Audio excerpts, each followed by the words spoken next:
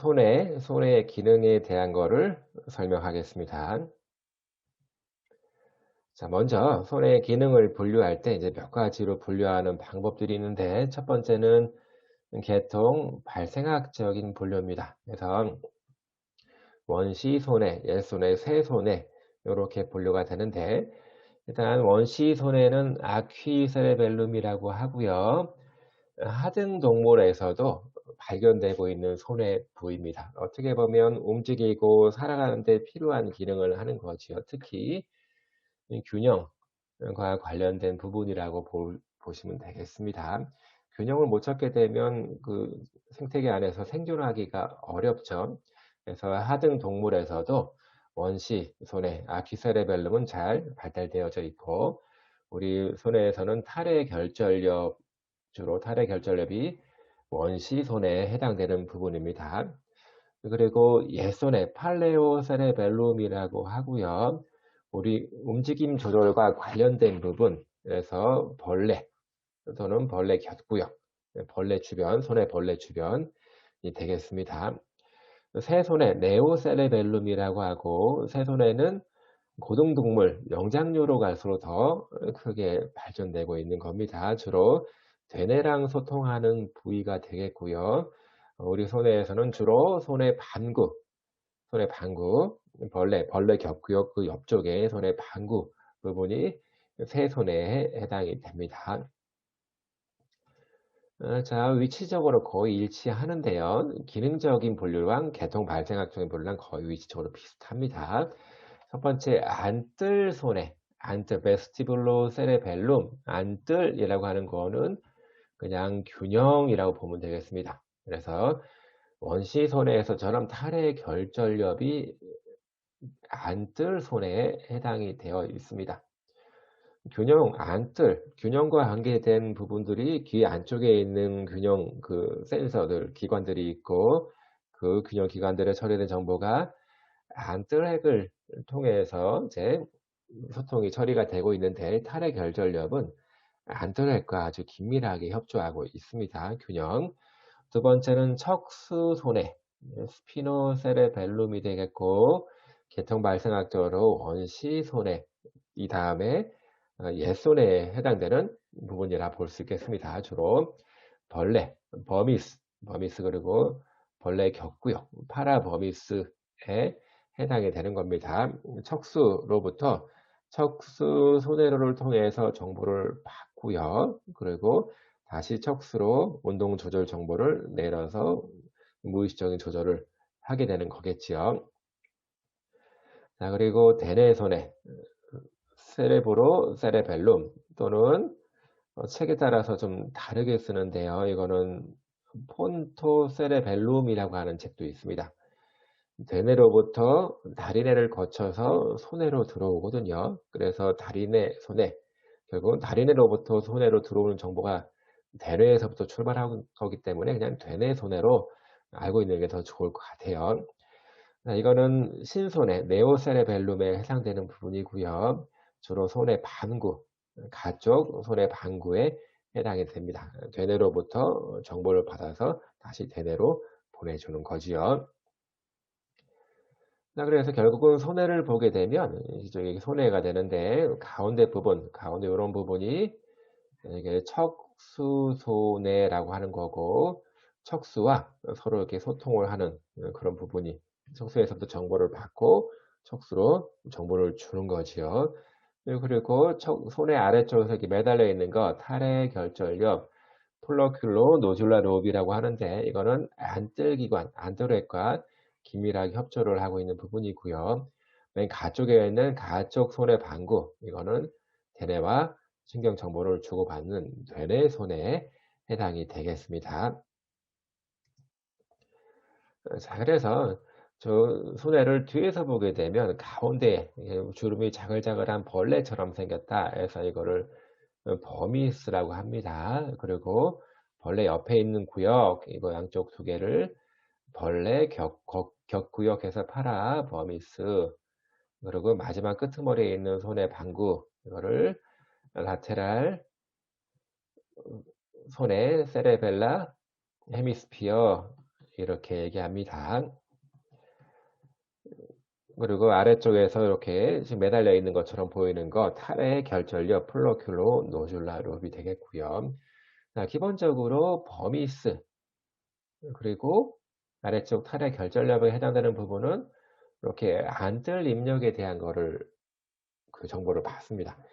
탈의 결절력이라고 하는 거는 주로 균형의 중추라고 생각하면 되는데 안쪽 버미스는 몸쪽과 몸통 쪽을 조절해 주는 그런 부위가 됩니다. 다시 말해서 균형을 잘 이루기 위해서는 몸을 일으켜 세우고 잘 유지를 해야 되거든요. 결국은 몸통 쪽을 컨트롤하기 위해서는 균형 정보가 필수적인 겁니다. 그래서 균형 정보를 받게끔 되는 거죠.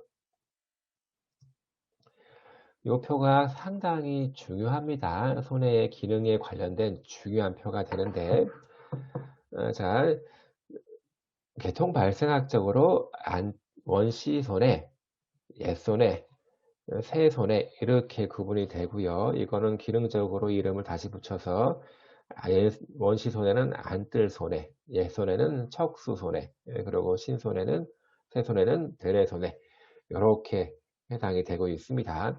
안뜰손해는 주로 탈의 결절력, 아까 무조건 균형이라고 보라고 했습니다. 탈의 결절력과 관계된 부분이고요. 탈의 결절력은 안트랙을 통해서 손해 정보가 처리가 되고 있습니다. 모든 손해의 거칠에서 처리된 정보는 핵을 통해서만 밖으로 나가거든요. 탈의 결절력은 손해 안쪽에 있는 핵이 아니라 손해 바깥쪽, 바로 앞쪽에 있는 안뜰 핵을 통해서 처리가 되고요. 주로 안쪽 활성계. 자, 척수를 이렇게 그려보면 여기 앞불이라고 하는 거는 앞불은 운동이 되겠고 뒷불은 감각 정보입니다. 그래서 요거를 지배하기 위해서 가쪽 구역 그리고 안쪽 그룹들이 있었습니다. 가쪽 그룹에는 거칠 척수로 가쪽 거칠 척수로가 포함이 됐고요. 그리고 적색 척수로가 여기 포함이 됐었고 안쪽 그룹에서는 앞 거칠 적수로가 있었고요. 그리고 그물 또는 안뜰 척수로가 여기에 같이 해당이 됐습니다. 자, 그래서 우리 몸통, 팔다리 근육들을 수의적으로, 의지적으로 또는 무의식적으로 지배해주는 트랙들을 이렇게 그룹을 나눠서 옛날에 공부를 했을 겁니다. 여기서 안쪽 활성괴는 이렇게 여기 안쪽, 이쪽에 있는 것들을 얘기합니다. 주로 안뜨랙에서부터 내려오는 그런 트랙이 되겠죠. 손해는 무의식 기관이기 때문에 손해에서부터 척수로 직접 신경 회로를 내서 무의식적 컨트롤하는 것이 아니라 뇌 줄기 쪽에 있는 핵을 통해서 그 정보를 내립니다. 그래서 주로 안쪽 활성계를 컨트롤 해주고 몸통과 몸쪽 근육 그리고 안뜰 안구 반사, 안뜰 척수 반사를 컨트롤 해주는 중요한 부분이다. 이렇게 생각하면 되겠습니다. 그리고 척수손해, 벌레 구역은 벌레 구역 버미스는 버미스 안쪽에 있는 꼭지액을 통해서 전달이 되고요. 그 주로 안쪽 그룹에서 그물체, 안뜰액을 같이 공유해서 그 정보를 내리고 있습니다. 안뜰 척수로, 그물 척수로로 이어지는 거겠죠. 그래서 주로 몸통이라든가 몸쪽 부분에 대한 움직임 컨트롤을 담당하고요. 벌레 격구역, 그래서 벌레 옆에 있는 거 파라버미스라고 하는데 여기는 벌레 곁구역에 있는 중간일치액을 통해서 정보가 처리가 되고 가쪽 구역, 주로 적색 척수로에 해당이 됩니다. 적색 핵으로 신경을 내서 적색 척수로에 영향을 미치고 있는 거지요. 그래서 가쪽 그룹이 되는 거죠. 그래서 팔다리 먼 쪽에 관련된 움직임을 컨트롤 해주고 있다라고 하는 겁니다. 자, 그리고 되뇌 손해는 가쪽 헤미스피어, 가쪽 손해 반구에 해당이 되는 거고 치아핵을 통해서 정보를 처리해서 다시 되뇌로 보내줍니다. 그래서 되뇌에 대한 피드백 정보를 줌으로 해서 움직임 시작과 궤, 타이밍에 전반적으로 영향을 미치게 되는 겁니다. 자, 이 표를 볼 때 중요하게 고려해야 될 거는, 자, 안뜰 손해, 척수 손해, 대뇌 손해라고 하는 것들이 어느 해부학적으로 어느 부위에 해당되는지를 아는 게 굉장히 중요하고요. 그래서 어떤 핵들을 가지고 가는지가 중요합니다. 그래서 기능은 어떤 기능을 하는지 이렇게 해서 서로 이렇게 매칭해서 보게 되면 이게 이 표를 쉽게 볼 수 있을 겁니다. 신경해부학은 편의적으로 이렇게 따로 떨어져서 공부하겠지만 이게 척수랑 손해랑 이렇게 긴밀하게 연결되어 있는 것을 알 수 있습니다. 탈의 결절력, 일단은 무조건 균형, 평형을 생각하라고 했습니다. 개통 발생학으로 가장 오래된 부위고요. 원시손에 해당이 됩니다. 자, 이 그림에서 보면 탈의 결절력 부위가 이렇게 있고요. 탈의 결절력은 주로 안뜰액 쪽으로 가고 안뜰 척수로를 만들어냅니다. 사실 탈의 결절력이라고 하는 거는 꼭지 핵으로도 정보를 줘서 밖으로 나가기도 합니다. 그렇지만 안뜰의 핵이 80%, 꼭지 핵이 20%에 해당이 되는 거라서 탈의 결절력의 대표적인 핵은 안뜰 신경핵에 해당이 되는 겁니다. 그래서 몸을 이렇게 세우고 균형을 맞추는 거, 그리고 눈 관련된 안뜰 관련된 반사들, 눈 움직임, 안뜰, 안구 반사, 안뜰, 척수 반사에 영향을 많이 미치고 있는 거지요. 그래서 주로 균형을 잡기 위해서는 몸을 펴고 이렇게 세워야 되기 때문에 안뜰 손에 역시 몸을 편근 쪽에 영향을 많이 미치게 되겠습니다. 그리고 누누이 말하지만 머리 위치에 따라서 변하는 그 환경을 적인 그 시각을 잘 확보하기 위해서 안구 반사를 통해서 머리가 위치가 변하면 눈을 돌려서 항상 똑같은 모양으로 우리가 바라볼 수 있게 만들어주는 그런 반사, 안뜰, 안구 반사라고 하고요. 네, 그리고 안뜰 척수 반사와 긴밀하게 연결되어 있습니다. 결국은 균형에 굉장히 필수적인 역할을 하는 게 안뜰 손에 해당이 되는 거고, 균형과 더불어서 몸통 근육 조절, 평형이라고 하는 거는 다이나믹 밸런스예요. 동적인 균형을 평형이라고 합니다. 우리가 움직일 때 넘어지지 않고 균형을 잘 유지하면서 움직일 수 있는 거는 평형 조절이 잘 되기 때문입니다. 눈 움직임, 안뜰, 안구 반사와 굉장히 긴밀하게 협조가 되고 있다. 그래서 무조건 손해가 망가지게 되면 조화로운 움직임 자체가 컨트롤 안 되기 때문에 조화 운동 못함증, 아탁시아라고 하는 것이 발생이 됩니다. 아탁시아는 협응, 자, 다시 말해서 코디네이션이라고 하는데 협응이 안 되는 거를 아탁시아라고 합니다. 협응이라고 하는 거는 우리가 움직이거나 자세를 유지할 때 어느 근육을 힘을 주고 어디를 힘을 빼고 어떤 관절을 펴고 구부리고 이런 것들이 차례대로 순차적으로 잘 이어지면서 나타나게 되는데 이런 것들을 무리가 안 되게 잘 조절을 하는 거를 협응이라고 합니다. 어쨌든 손해가 어디를 망가지든 간에 이런 협응장애, 즉 아탁시아는 발생하게 됩니다. 그리고 탈의 결절력이 주로 균형과 관련된 것들이고, 그래서 안뜰 안구 반사를 조절해 주기 때문에 이게 손상을 받게 되면 안뜰 안구 반사가 제대로 작동이 안 됩니다.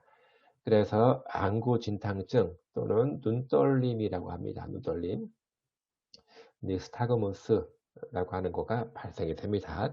자, 이전에 얘기했듯이 눈은 모두 6개의 근육을 통해서 눈 안구가 이렇게 움직여지는데 이런 것들이 머리 위치에 따라서 근육 조절이 되면서 항상 시각적인 정보를 딱 올바르게 볼 수 있게 만들어 주는데 탈의 결절력이 망가지게 되면 손상받게 되면 그런 식의 조절이 안 되는 겁니다. 그래서 눈떨림 자꾸 퉁퉁 튀기듯이 위쪽으로 올라가는 거, 또는 옆쪽으로 끌려가는 거, 아래쪽으로 끌려가는 거, 이게 자꾸 이렇게 눈동자가 이렇게 떨리듯이 움직여집니다. 또 어떤 경우에는 자꾸 이렇게 다 눈동자가 돌면서 떨리는 경우도 있어요. 이런 경우를 우리는 니스타그무스, 눈떨림이라고 이렇게 얘기를 합니다. 척수손해는 벌레 구역과 버미스, 그리고 벌레 곁구역, 파라, 버미스 두 부분을 합쳐서 척수손해라고 하는데, 결국은 척수로부터 정보를 받고 고유 감각 정보를 받고요. 척수로 몸통과 팔다리 쪽의 움직임에 관련된 무의식적으로 컨트롤되는 그런 정보를 내리고 있는 겁니다. 벌레 구역은 주로 꼭지핵, 그리고 안쪽 운동 경로. 그래서 척수를 다시 한번 그려보면 가쪽이고요. 여기 안쪽에서 이렇게 내서 몸통과 몸 쪽을 자동 조절해 준다. 이렇게 설명을 드렸는데요. 어쨌든 안쪽 운동 경로에서 몸통과 몸쪽 근육을 조절해 주는 역할을 한다. 그리고 파라버미스, 벌레 격구역은 중간 위치액을 통해서 밖으로 나가고요. 주로 가쪽 운동 경로, 즉 적색 척수로 해당되는 부분을 영향을 많이 미치고 있습니다. 그래서 팔다리, 손발, 먼 쪽 근육들을 통제해 준다라고 보면 되겠습니다.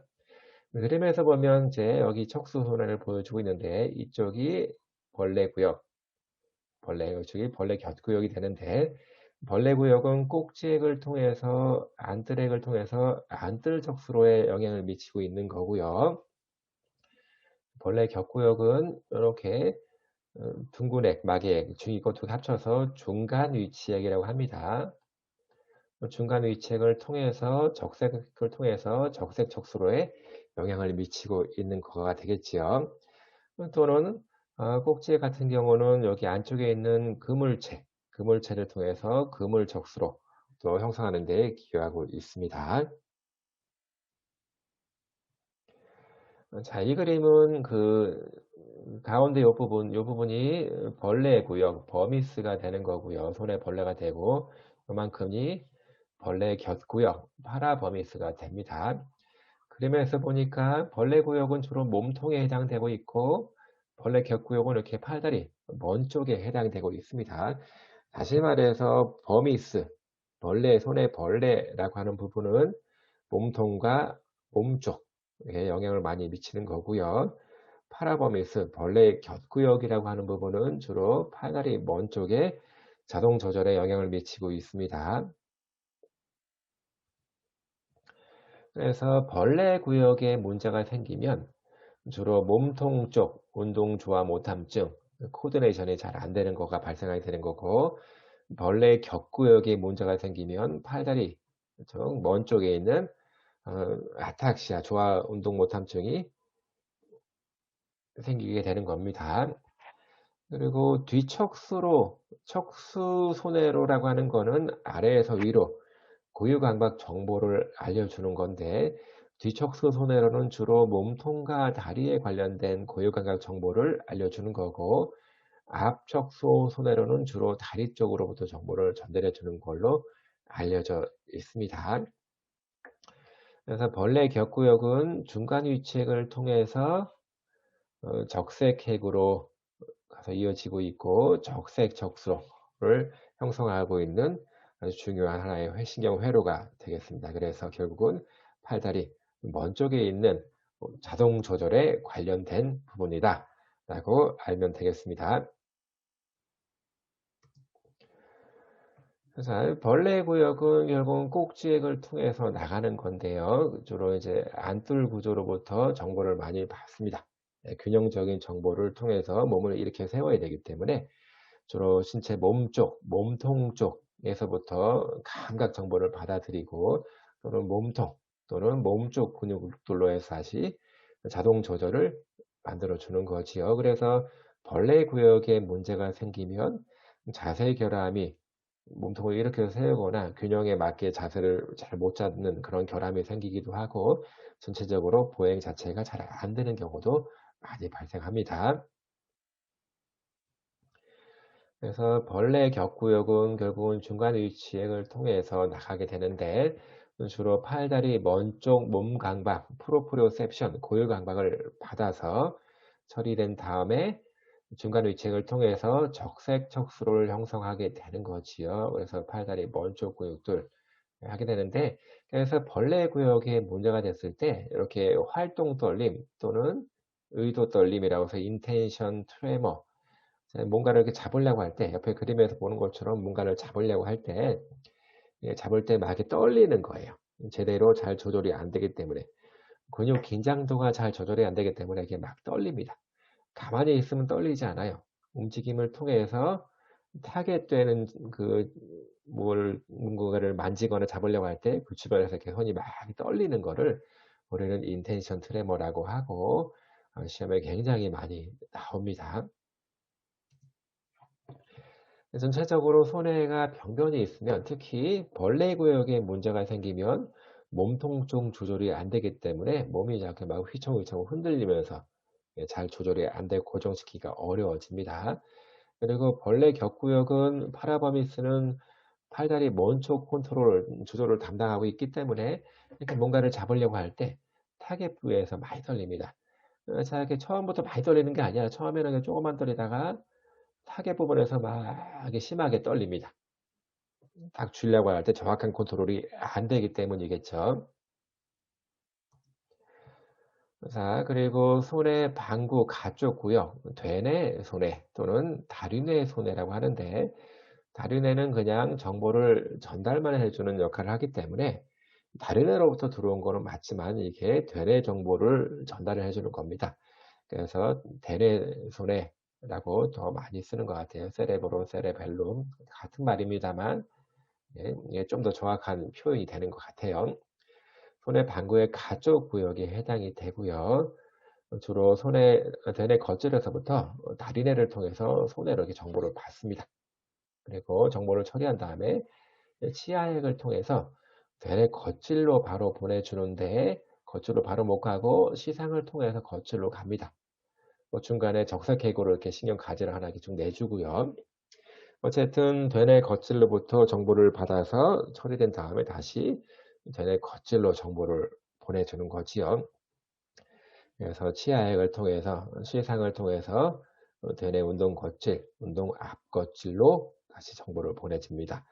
자, 운동 겉질, 모터 콜텍스라고 하는 것은 운동 중추 부분을 얘기합니다. 팔다리 몸통을 움직여라 라고 해서 명령을 내리는 부분이에요. 명령을 내리면서 미세한 컨트롤을 해주는 부분입니다. 그리고 운동 앞겉질이라고 하는 거는 운동 겉질이 명령을 내리기가 좋게 움직임 프로그램에 대한 거를 제공해 주는 거예요. 자, 뇌를 이렇게 다시 한번 그려보면 가운데 중심고랑이라는 게 있었고 그리고 중심 앞 고랑이 있었습니다. 그리고 중심 뒤고랑도 있고 여기 앞에 부분 여기가 운동 겉질에 해당이 됩니다. 운동 겉질에 이렇게 해당이 되는 거고요. 그 앞쪽 요만큼이 운동 앞겉질에 이렇게 해당이 되는 겁니다.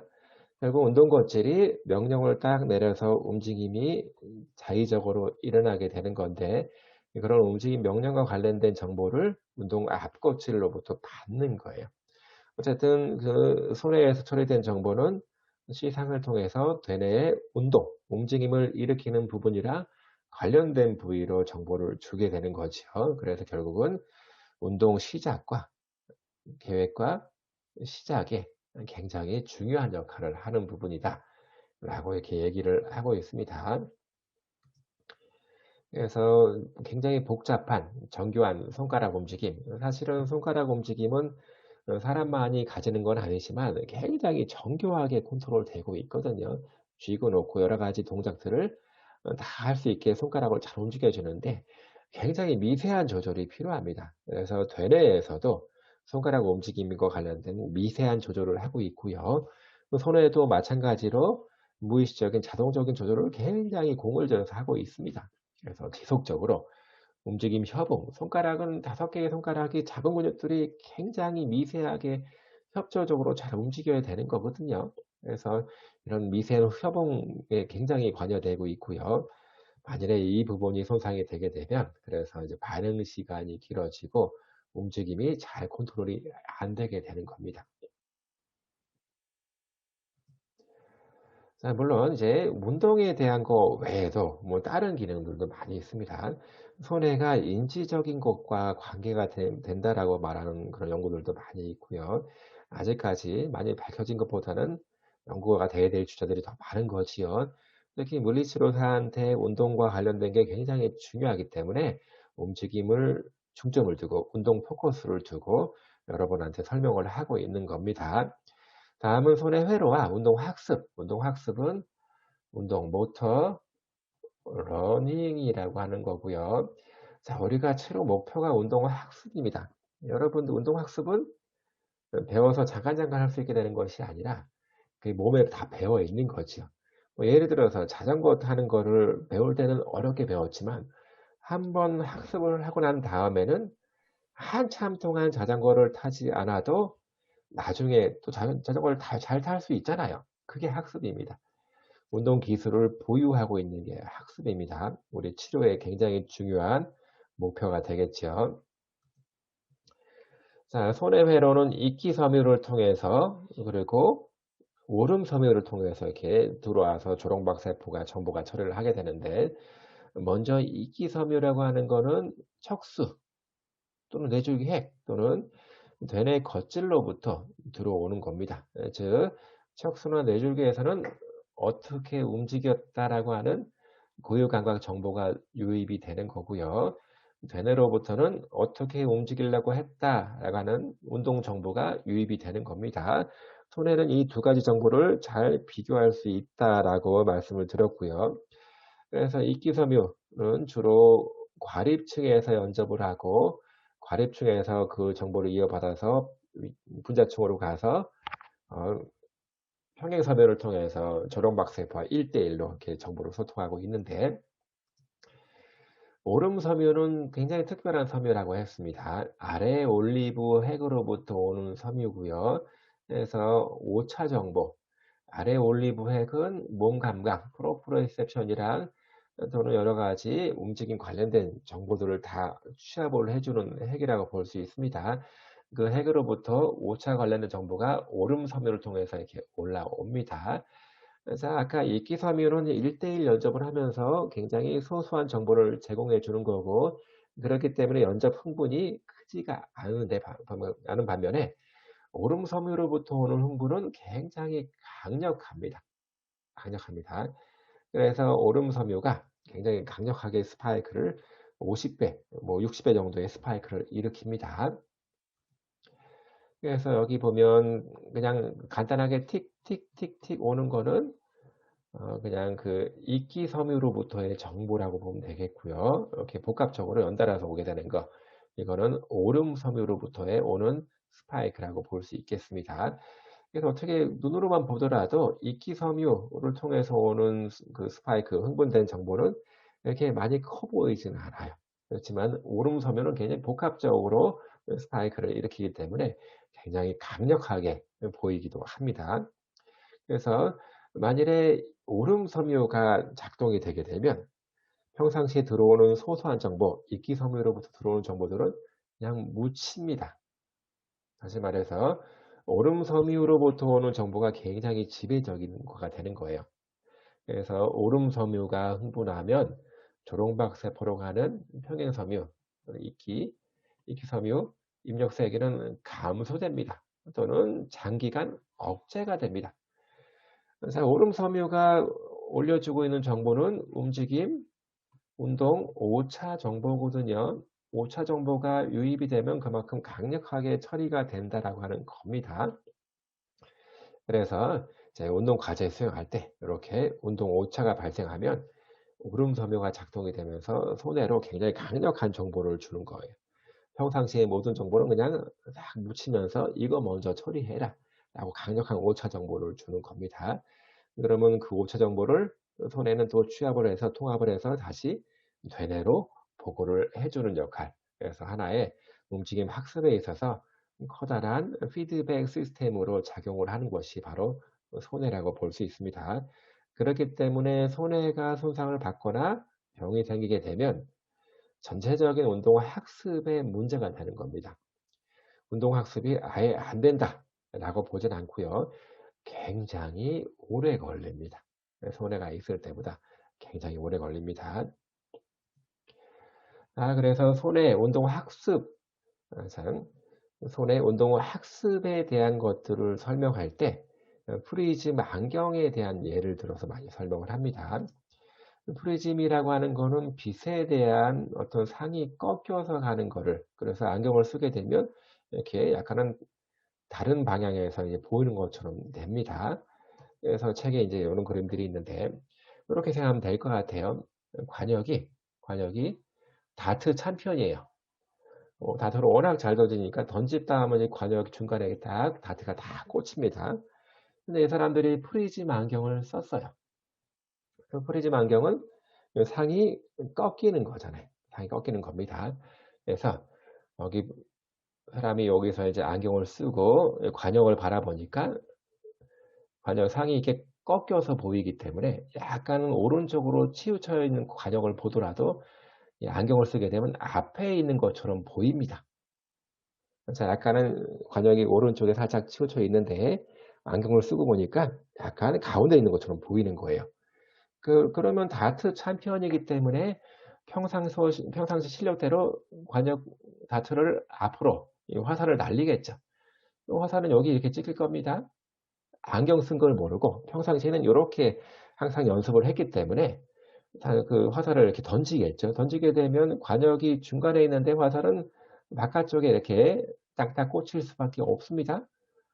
자, 나는 분명히 가운데 꽂히려고 던진 건데 이만큼 차이가 나서 바깥쪽에 꽂혀 있는 거잖아요. 그러면 손해가 인식을 합니다.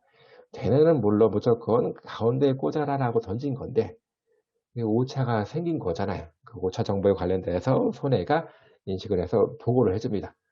그러면 점진적으로 이만큼 갭이 생긴 건데 이거를 안쪽으로 하면서 점진적으로 옆으로 꽂히겠죠.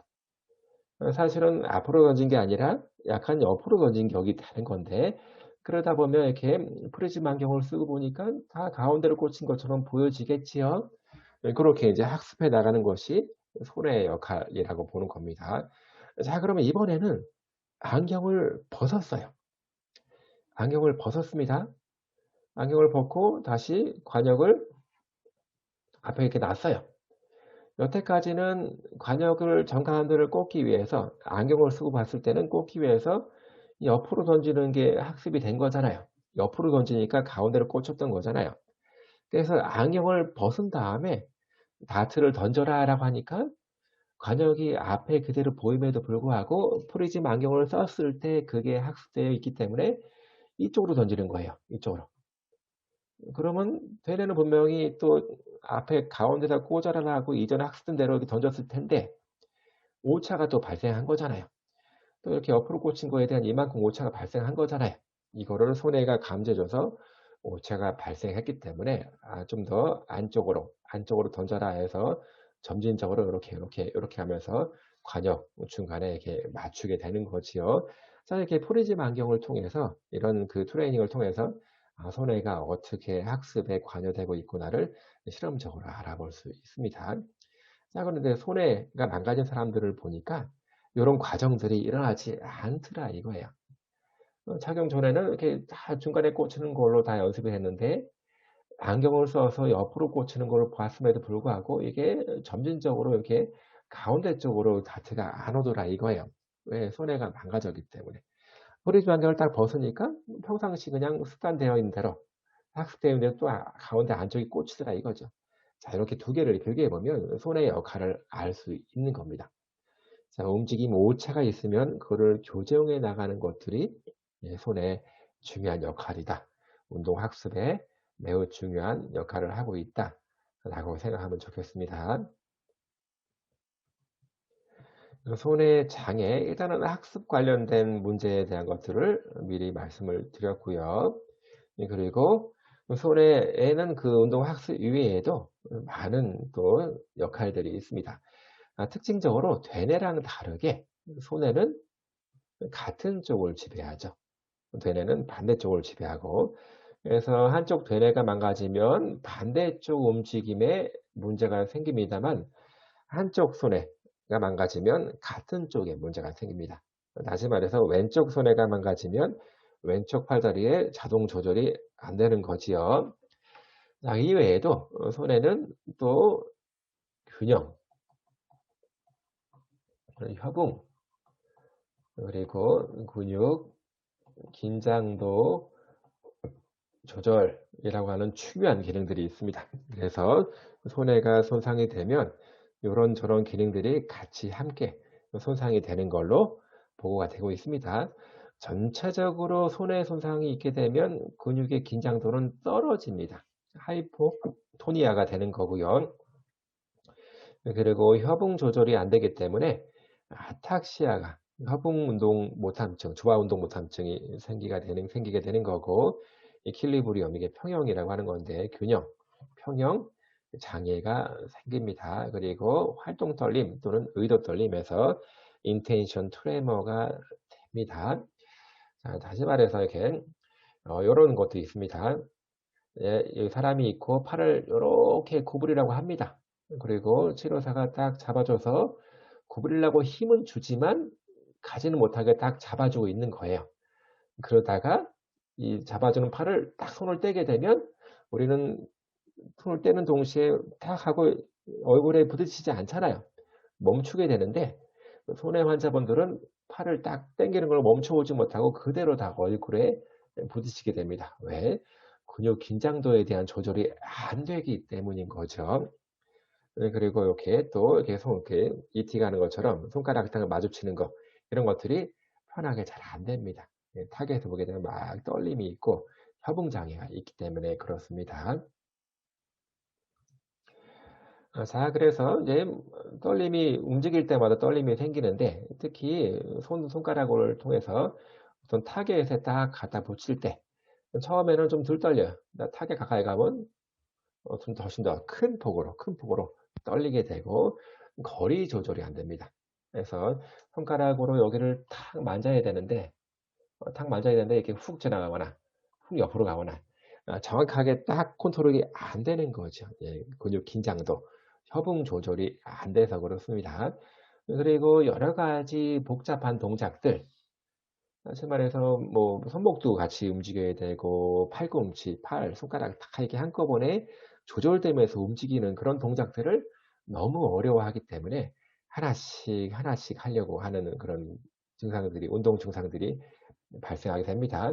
한꺼번에 협응 조절이 안 되기 때문에 이게 한꺼번에 동작하게 되면 정확한 수행이 잘 안 돼요. 그래서 관절을 한 개 한 개 따로따로 이렇게 움직이려고 하는 그런 증상들이 보여지게 되겠고요.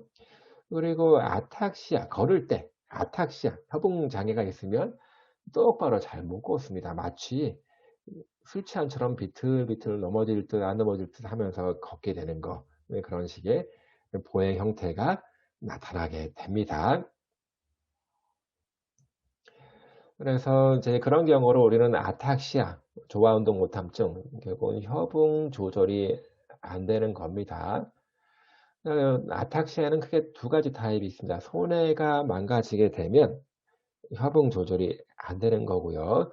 또 감각 조화 운동 못함증, 센소리 아탁시아라고 하는 거는 주로 스파이널 코드 뒤쪽, 요거를 뒤섬유 기둥, 이쪽에서는 중요한 의식적으로 느끼는 고유 감각 정보가 되뇌로 가게 되는데 이 부분이 망가지게 되면 되뇌가 팔다리가 어떻게 움직이고 있는지를 못 느끼기 때문에 움직임 컨트롤이 문제가 생깁니다. 그래서 이렇게 움직임 컨트롤에 문제가 생기는 거를 감각 조화 운동 못함증, 손해랑 좀 구분하기 위해서 감각 조화 운동 못함증, 센소리 아탁시아라고 이렇게 얘기를 합니다.